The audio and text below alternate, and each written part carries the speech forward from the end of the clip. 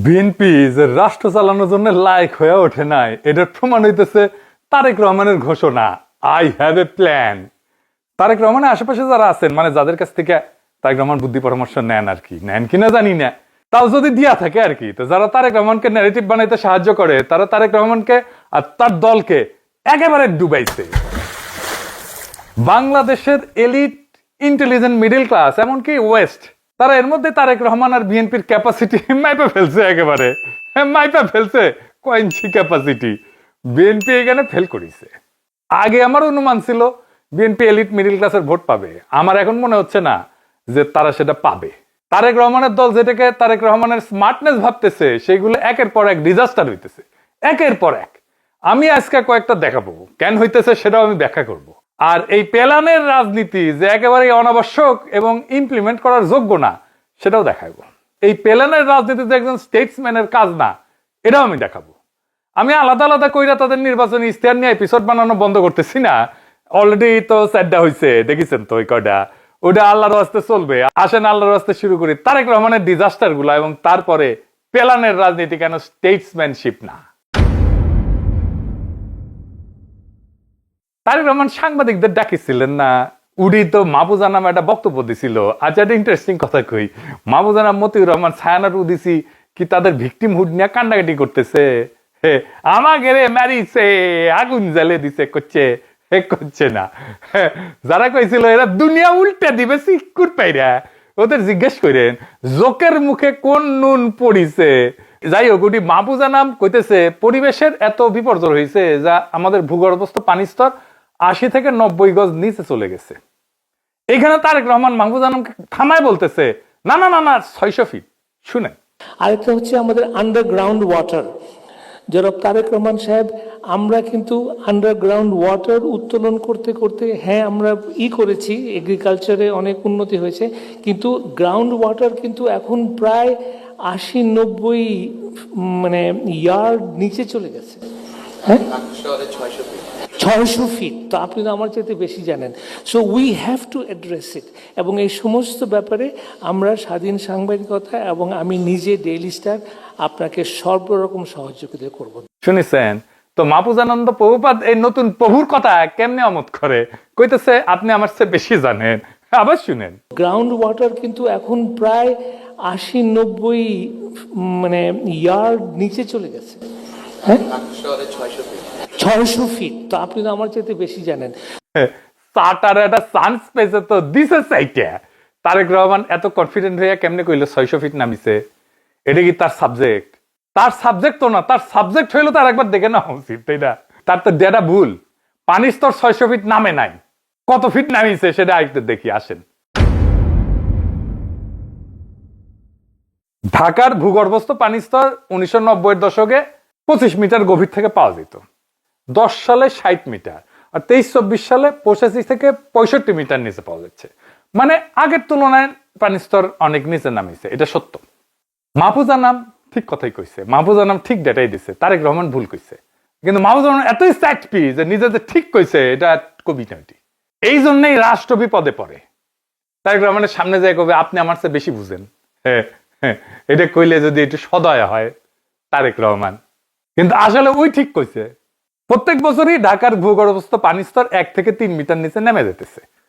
পানি উন্নয়ন বোর্ডের মতে 86 মিটার নামছে, এটা একদম ডেটা টেটা সব আছে। দেশের 2/3 এলাকা তো ভূগর্ভস্থ পানির স্তর প্রচলিত জায়গা থেকে 1 থেকে 3 মিটার নিচে নেমে গেছে শুকনা মৌসুমে। অনেক গ্রামগঞ্জে এখন পানি পাওয়া যায় 30 ফুট বা তার চেয়েও গভীরে, আগে যেখানে আরো কম গভীরে মিলতো আর কি। তার মানে ঢাকা শহরে তো এদিকে 600 ফিট, 600 ফিট না, 85 থেকে 90 মিটার, মানে 280 থেকে 300 ফিট।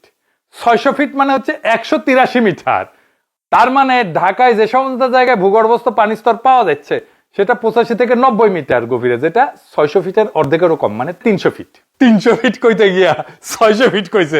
এ তো দেখি আরেক শেখ মুজিব 3 লাখ কইতে গিয়ে 3 মিলিয়ন কইয়া দিছিল। শেখ মুজিব তো অঙ্কে ফেল মারতো, যদিও আঙ্কেরে বাংলা লুথার কিং নিজেই কইছে সে অঙ্কে কাঁচা। তুমি যে বললে তোমার অঙ্ক করতে ভালো লাগে না, তোমাকে একটা সিক্রেট কথা বলি, অঙ্ক কিন্তু আমারও খুব ভালো লাগতো না, অঙ্ক দেখলে আমিও ভয় পেতাম। তো 600 ফিট ধরে নিয়ে বাংলার লুথার কিং যে প্ল্যান বানাবে সেটা কোনো প্ল্যান হবে, কোনো কাজে আসবে?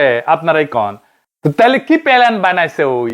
আরেকটা জিনিস দেখি, বিএনপি রিল বানানো প্রতিযোগিতা করলো না সেটা নিয়ে। তো এই রিল বানানোর প্রতিযোগিতাতে যারা ভালো করলো তাদের তারেক রহমান মিট করবে, দেখা করবি, তো করলো। সাথে তারেক রহমানের মেয়েও ছিল, ভালো কথা। তো এটি কারা কারা আসিছিল জানেন?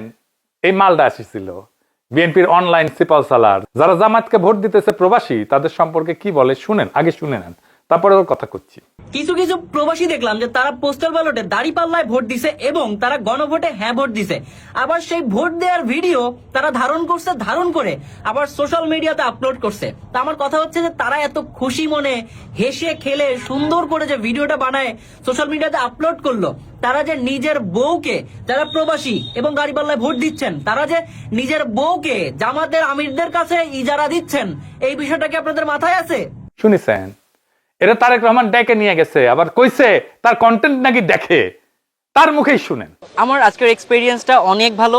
যেমন চেয়ারম্যান স্যার ফার্স্টে এখানে ঢুকে যখন সবার সাথে হ্যান্ডশেক করতেছিল, তখন উনি আমার সাথে হ্যান্ডশেক করার সময় বলছে যে I follow you a lot, that means a lot to me. কারণ চেয়ারম্যান স্যার এসে বলতেছে এমন একটা কথা, I was just hang on a moment and তারপরে আমি স্যারে বলছি it's a great thing to me sir. মানে বুঝতেইছেন, আমি জাস্ট হ্যাং হয়ে গেছি চেয়ারম্যান স্যার যখন এমন একটা কথা বলছে।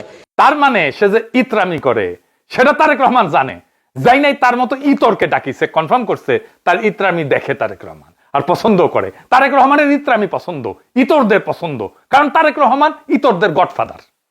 এক ইতর ছিল আওয়ামী লীগের মুরাদ, এই যে এটা, সে মুরাদ জাইমা রহমান সম্পর্কে খুবই অশ্লীল কথা কইছিল না, আমি আর দেখাইলাম না ভিডিওটা। সেই মুরাদের মন্ত্রিত্ব গেছিল কিন্তু আওয়ামী লীগের আমলে, তার নমিনেশনও দেয় নাই পরে আওয়ামী লীগ। আর তারেক রহমান তার দলের একই মানের এক ইতরকে ডাইকা নিয়ে পুরস্কৃত করে, তাও মেয়েকে পাশে বসে। এই হইতেছে আওয়ামী লীগ আর বিএনপির তফাৎ। এই ব্যাপারে আওয়ামী লীগ বিএনপির চাইতে 1000 গুণ ভালো।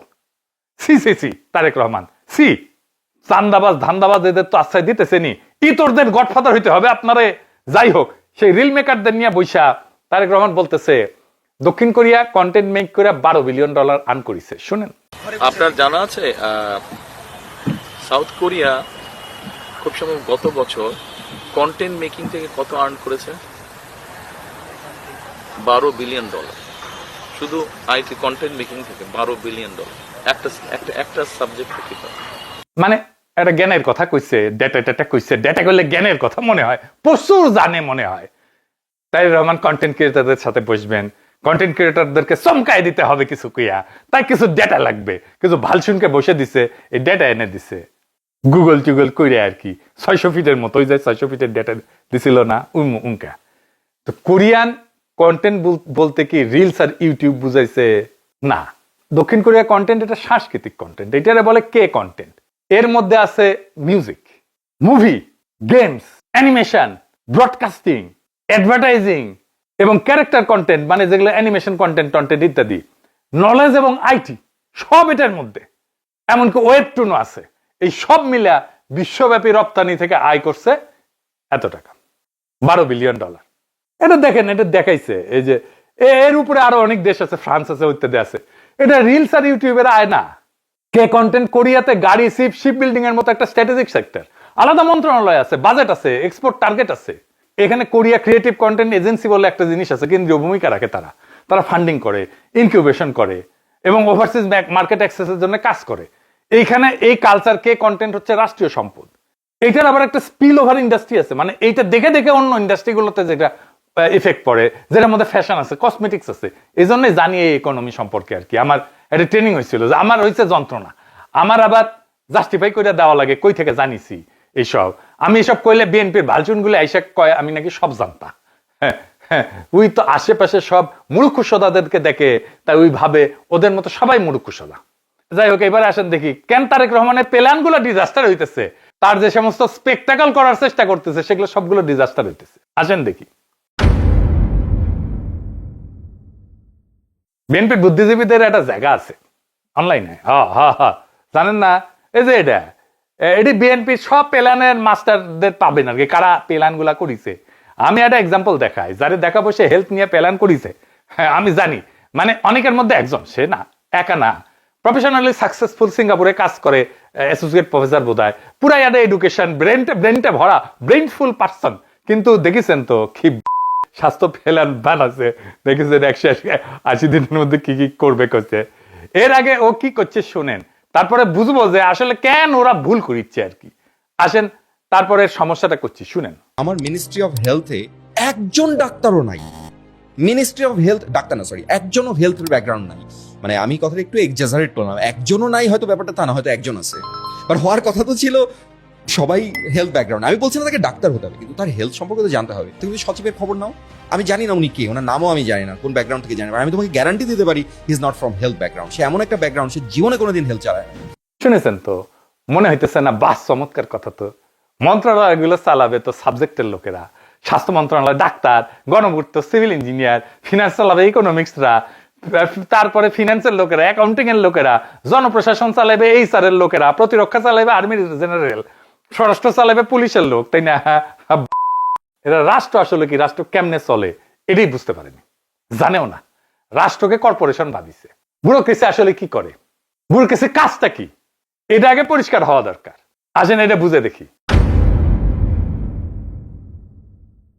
ব্যুরোক্রেসির কাজ জ্ঞান উৎপাদন করা না, পলিসি তৈরি করা না।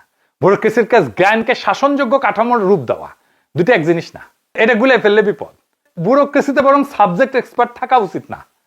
বাংলাদেশের আমলাতন্ত্র, সেক্রেটারিয়েতে সচিব টচিব যারা আছেন আর কি, তারা বুঝে দেখেন কাদেরকে আপনারা ব্যাক করিচ্ছেন। দেখেন ব্যুরোক্রেট যদি সাবজেক্ট এক্সপার্ট হয় তাহলে সে মতাদর্শী খেলোয়াড় হয়ে যায়।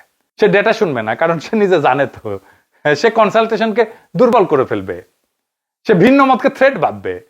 এটা আধুনিক রাষ্ট্রের ডিজাস্টারের ফর্মুলা। পৃথিবীর কোথাও সাবজেক্ট এক্সপার্ট ব্যুরোক্রেট নাই। আপনি পৃথিবীর যে কোনো কার্যকর রাষ্ট্র দেখেন, ফাইন্যান্স মিনিস্ট্রিতে সবাই অর্থনীতিবিদ না, পূর্ত মিনিস্ট্রিতে সবাই ইঞ্জিনিয়ার না, ডিফেন্স মিনিস্ট্রিতে সবাই জেনারেল না, হেলথ মিনিস্ট্রিতে সবাই ডাক্তার না। এটি স্বাভাবিক, কারণ রাষ্ট্র চলে ডিভিশন অফ লেবার দিয়া, ফিউশন অফ ইগো দিয়া না। মানে হেলথ মিনিস্ট্রির কাজ কি? হাসপাতাল বানানো, বাজেট বরাদ্দ করা, বাজেট ম্যানেজমেন্ট করা, হিউম্যান রিসোর্স ম্যানেজমেন্ট করা, মানে মানব সম্পদের ম্যানেজমেন্ট করা, প্রকিউরমেন্ট পলিসি কোঅর্ডিনেশন করা, ক্রাইসিস ম্যানেজমেন্ট করা, তাই না? এর বাইরে তো কিছু না। কিন্তু ধরেন রোগ নির্ণয় করা, চিকিৎসা পদ্ধতি ঠিক করা, ক্লিনিক্যাল গাইডলাইন লেখা, এগুলো কার কাজ? এগুলো ডাক্তার গবেষকদের কাজ, পাবলিক হেলথ এক্সপার্টদের কাজ, এপিডেমিওলজিস্টদের কাজ। এইটা করে আলাদা প্রতিষ্ঠান, যেমন আমেরিকাতে আছে সেন্টার ফর ডিজিজ কন্ট্রোল, এইরকম প্রতিষ্ঠান করে। তো সেন্টার ফর ডিজিজ কন্ট্রোলকে মিনিস্ট্রি বানাই দিলে হবে? হেলথ ব্যুরোক্র্যাটের কাজ হলো এই যে জ্ঞানগুলো আসবে এক্সপার্টদের কাছ থেকে, এটাকে কিভাবে সিদ্ধান্তে, বাজেটে, সিস্টেমে ঢুকবে, এটা নিশ্চিত করা। এই জন্যই centre for disease control type body থাকে। আমেরিকার স্বাস্থ্য সংক্রান্ত সব নীতি কৌশল বানায় এই সিডিসি। তো মন্ত্রণালয়ের পাশে সিডিসির মতো একটা ইনস্টিটিউট লাগে কেন? লাগে এই জন্যেই যে ওইটা থেকে পলিসি আসবে, এখান থেকে ইমপ্লিমেন্টেশন হবে। সিডিসি মন্ত্রণালয় হয় না কেন? ওই তো চাচ্ছে সিডিসি কে মন্ত্রণালয় বানায় ফেলতে। মন্ত্রণালয় হচ্ছে এক্সিকিউটিভ বডির মধ্যে কোঅর্ডিনেট করে, সে নীতি বাস্তবায়ন করে ফ্রেমের মধ্যে। একটা মাইসুর রাষ্ট্র ব্যুরোক্রেটকে নিউট্রাল কোঅর্ডিনেটর রাখে, সাবজেক্ট এক্সপার্টকে ইন্ডিপেন্ডেন্ট অ্যাডভাইজার রাখে, সিদ্ধান্ত নেয় ইনস্টিটিউশনাল প্রসেস দিয়া, ব্যক্তির জ্ঞান না, সিস্টেমের জ্ঞান ব্যবহার করিয়া। এই জন্য ভালো রাষ্ট্র বলা হয় তাকেই। এটা ইংরেজিত কইছে, আমি এটা বাংলা কইরা কইতেছি, ইংরেজি যেহেতু কইছে ঠিক আছে, তাই না? মানে ইনস্টিটিউট বা রাষ্ট্র এমন হইতে হবে যেন সব চাইতে স্মার্ট মাইন্ডসেট চাইতো রাষ্ট্র প্রসেস স্মার্ট হয়। বুঝেছাও? ব্যুরোক্রেসির কাজ ডাক্তার হওয়া না, ডাক্তারদের শোনা, শিক্ষক হওয়া না, শিক্ষাকে সংগঠিত করা, অর্থনীতিবিদ হওয়া না, অর্থনীতিকে শাসনযোগ্য করা। যে রাষ্ট্র ব্যুরোক্রেসিকে সব জানতা বানায়, সেই রাষ্ট্র শেষ পর্যন্ত ডিজাস্টার হয়, পুইরা সেই রাষ্ট্র শেষ পর্যন্ত ভেঙ্গে চুরে পড়ে। এইখানে জ্ঞান চুপ করে, ক্ষমতা কথা বলে, আর নীতির জায়গায় অহংকার বসে। এখানে রাষ্ট্র নীরবে পতন ঘটে। এই একই মাইন্ডসেট থেকে তারেক রহমানের আই হ্যাভ এ প্ল্যান কথাটা আসছে। কিরকম? রাষ্ট্র চালাইতে প্ল্যান লাগে না। কেন লাগে না? রাষ্ট্র কোনো পাওয়ার পয়েন্ট প্রেজেন্টেশন না, রাষ্ট্র কর্পোরেশন না। রাষ্ট্র এমন একটা জিনিস না যেখানে একবার প্ল্যান বানায় 5 বছর চালানো যায়।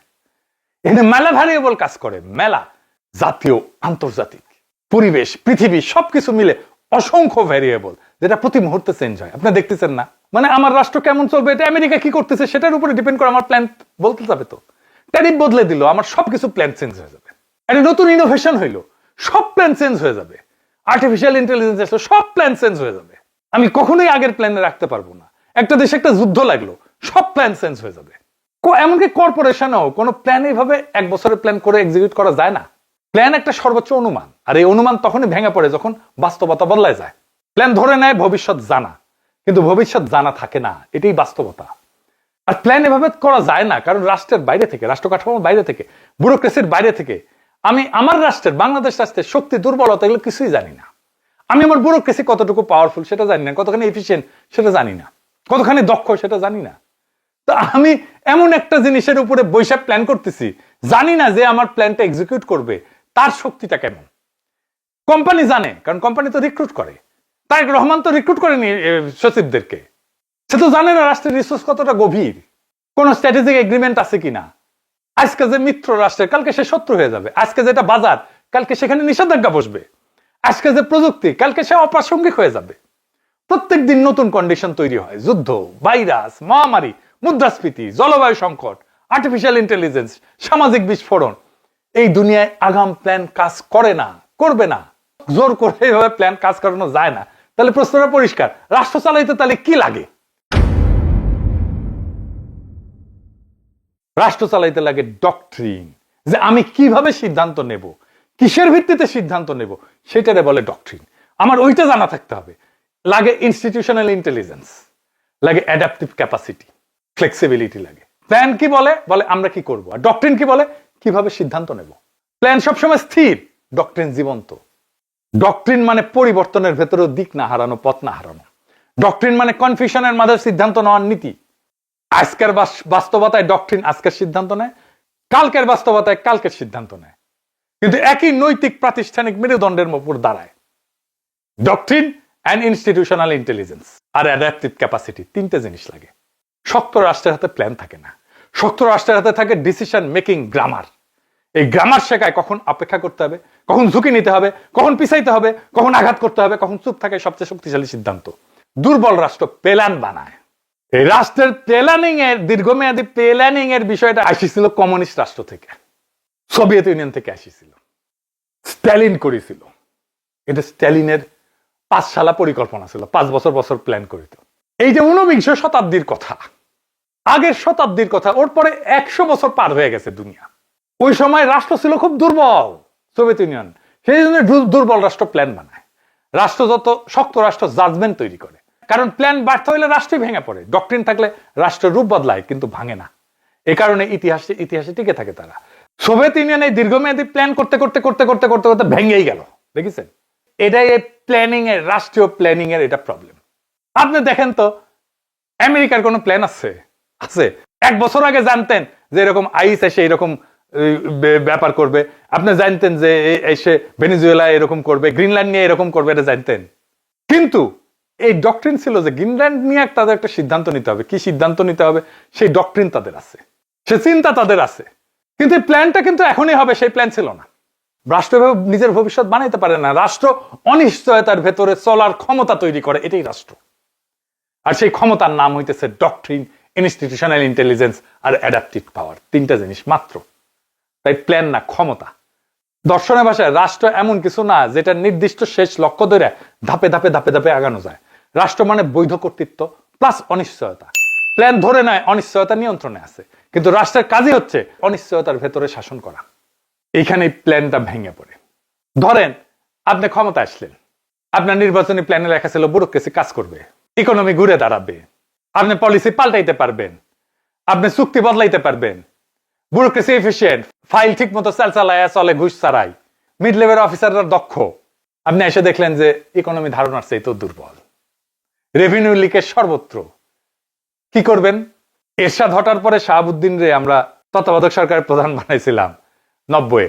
সে তো প্রধান বিচারপতি ছিল। সে কইছিল আমি দেশের অবস্থা যা ভাবছিলাম তার চেয়ে অনেক খারাপ। প্রফেসর ইউনূসী এসে তো কইছে সবকিছু লটর ভটর হয়ে আছে, বলছেন না? সব লটর পটর অবস্থার মধ্যে আছে, কোনোটাই ঠিক বলতে চলে না। তো দেখছেন, আর বাইরে থেকে দেখে একরকম মনে হয়, ভিতরে যে আর একরকম মনে হয়। কারণ বাইরে থেকে ধরে নিয়েছিল যন্ত্রটা ঠিক মতো কাজ করবে। তো রাষ্ট্রযন্ত্রটাই যদি বিকল হয়, প্ল্যান দিয়ে সেই যন্ত্র ঠিক করা যায় না। আই হ্যাভ এ প্ল্যান, এটা স্টেটসম্যানশিপের বিপরীত। এটা শুনতে আধুনিক লাগে, আই হ্যাভ এ প্ল্যান, আত্মবিশ্বাসী মনে হয়। কিন্তু রাষ্ট্রের ইতিহাস জানলে, রাষ্ট্রের দর্শন বুঝলে এই বাক্য শুনে ভয় লাগার কথা। রাষ্ট্রনায়ক কখনো প্ল্যান বানায় না। তাহলে স্টেটসম্যান কাকে বলে? স্টেটসম্যান সে না যে সে সব প্রশ্নের উত্তর জানে। তারেক রহমান যেটা বোঝানোর চেষ্টা করে আমি সব জানি, আমার কাছে সব তথ্য আছে। এই যে 600 ফিট আর রিলস দিয়ে বুঝাইছে না স্টেটমেন্ট, সে যে জানে সব প্রশ্নের উত্তর একসাথে জানা সম্ভব না।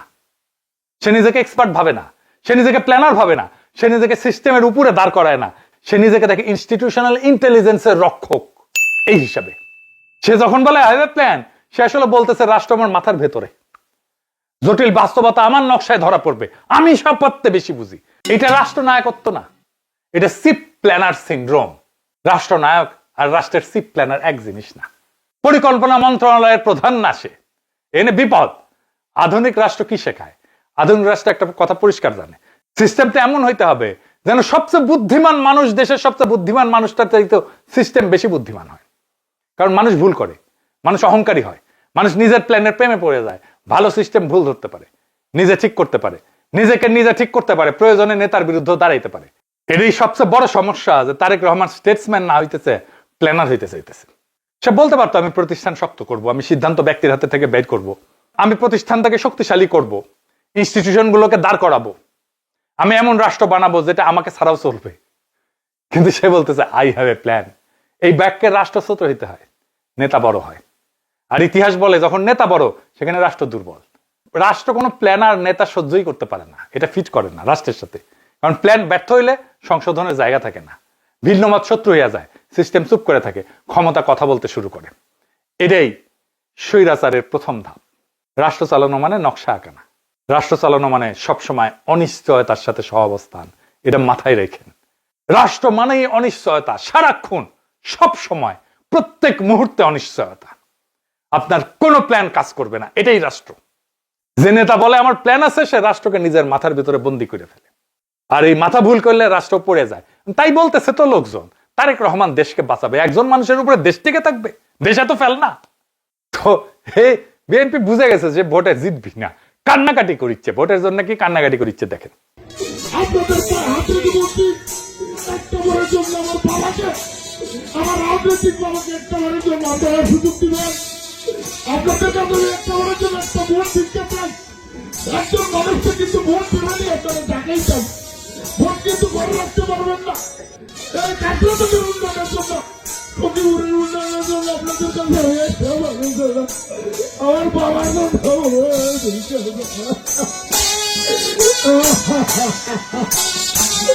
আপনারা মোটি বাবাকে সম্পদে বাড়াবে। আর কোনো চাওয়া নাই, আমার বক্তা মরে গেছে। আপনারা আমাকে যে সম্মানিত করেছেন, আপনাদের ঋণ আমি আর কোনোদিন শোধ করতে পারবো না। আপনারা একটি করে প্রতি আমাকে রেডি করবেন, আপনাদের পাশে যেন আমার জীবনে স্বর্ণ করতে পারি।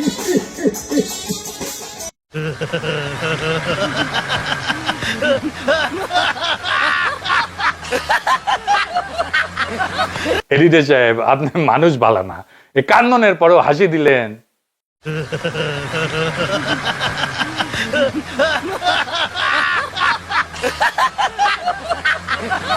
এই আবারও হাসি দিলেন না, আপনাকে আর মানুষ করা যাবে না। তো যাই হোক, বিএনপি নির্বাচনে হারবি, কারণ তারা মানুষের সামনে ভীষণ দেখায় না, তারা মানুষের সামনে ভুল আত্মবিশ্বাস দেখায়। রাষ্ট্র চালানো কোনো স্টেজ শো না, স্পেকটাকল না। রাষ্ট্র চালানো কোনো রিলসের প্রতিযোগিতা না। রাষ্ট্র চালানো মানে আই হ্যাভ এ প্ল্যান বলে হাততালি নেওয়ার খেলা না। রাষ্ট্র চালানো মানে ভুল স্বীকার করার ক্ষমতা, সিস্টেম বানানোর ক্ষমতা, নিজেকে ছোট করে প্রতিষ্ঠানকে বড় করার ক্ষমতা। এটাই রাষ্ট্র, এটাই রাষ্ট্র নেতার কাজ।